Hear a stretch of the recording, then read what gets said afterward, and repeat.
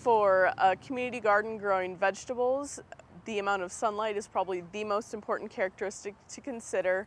A vegetable garden needs to be full sun, and if your potential site has large trees that can't be removed or pruned, then it's going to be a problem to have a successful garden in that site.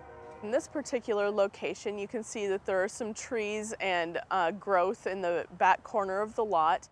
A lot of the trees are dead or have dead branches, which could be fairly easily removed. And a lot of the growth is just weedy, shrubby growth, which can be removed and then turned into a garden area. Another option is if you have some large trees on one part of a garden site, you can choose to keep them and use them as a social area out of the sun in a shady spot for the gardeners to have in the future. The second thing to think about is the soil characteristics.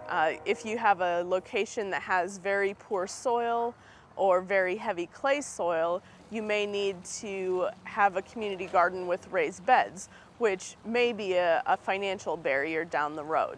A community garden site that is poorly drained or where the water stands when it rains may not be a great location as well, although raised beds can solve those problems to a certain extent.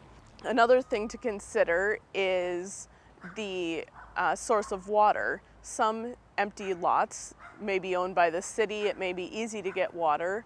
Other empty lots may be owned by a church or a nonprofit organization, and they're willing to work with you to get water.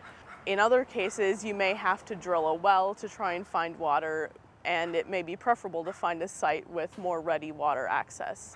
Another thing to consider is the safety of the neighborhood, and if the site is exposed to public view or fairly private, and if people would feel safe coming to the garden to work on their own, or if some sort of fence or security system may be necessary to make the garden really viable.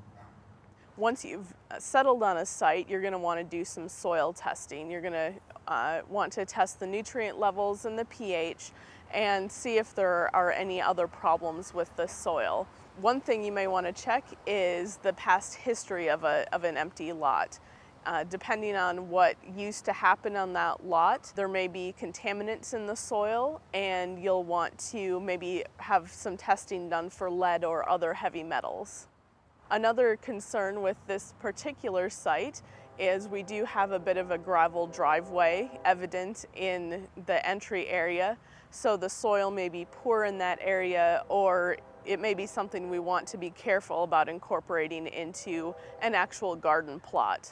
When you have a site identified that looks like a likely location, you're going to want to identify the owner of the lot, whether it's the city, some other municipality, or an individual or an organization.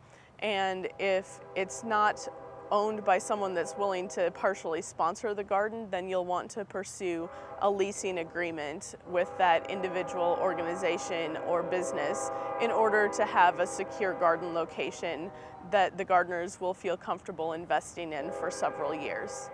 For more information, visit your local extension office or visit our website at kansasgreenyards.org.